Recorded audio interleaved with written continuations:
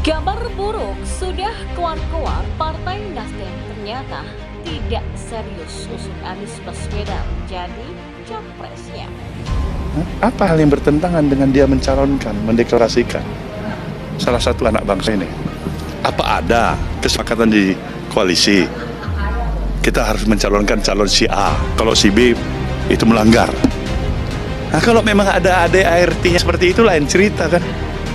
Ya kalau nggak ada, beli secara etik yang mana? Nah, kecuali presidennya bilang saya nggak cocok. Saya bilang presiden menyatakan cabutlah itu. Janganlah itu jadi capresnya Nasdem. Lain ceritanya. Patuh nggak Nasdem? Mengapa ada partai-partai yang masih mengusung orang seperti Anies Baswedan sebagai calon presiden? Ini memang seperti teka-teki. Orang yang sudah terbukti memecah belah anak bangsa dan juga nggak bisa kerja, cuma pinter ngomong doang. Kok masih ada partai yang mau mendukung dan bahkan mengusungnya? Kalau ada satu partai yang bisa mengidentikan diri dengan suara para pembenci Jokowi, partai tersebut bakal lumayan eksis. Bener kan? Nasdem sudah pasti nggak mungkin mengusung Anies sendirian karena ya nggak memenuhi syarat. Akhirnya Nasdem kibarkan bendera putih dan melepas Anies Baswedan. Jadi perkiraan saya, Pilpres 2024 nanti hanya akan ada 2 pasangan calon saja. Dan untuk Anies Baswedan, seandainya pun akhirnya Anda tidak jadi calon presiden, jadi calon gubernur lagi aja. Karena lebih baik ada jabatan daripada hilang seperti sebuah tali putus dari leher. Ya, Partai Nasdem telah mendeklarasikan mantan Gubernur DKI Jakarta Anies Baswedan sebagai bakal calon presiden 2024. Kendati pencalonannya menuai pro dan kontra, safari politik Anies Baswedan Partai Nasdem sudah dilakukan. Namun, komitmen Partai Nasdem untuk mengusung Anies di pemilu 2024 ternyata diragukan oleh sejumlah pihak.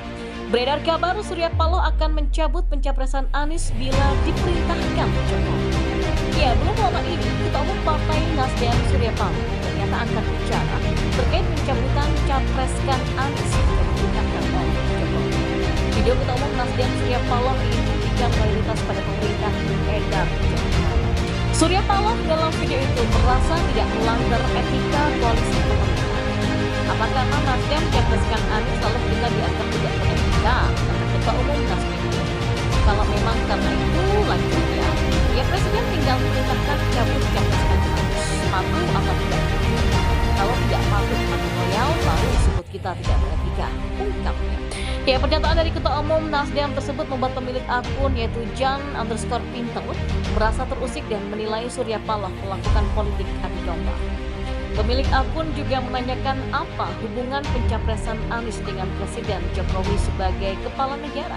Namun komitmen Partai Nasdem untuk mengusung Anies di pemilu 2024 ternyata diragukan oleh sejumlah pihak. Salah satu yang vokal menyuarakan adalah pengamat politik Refli.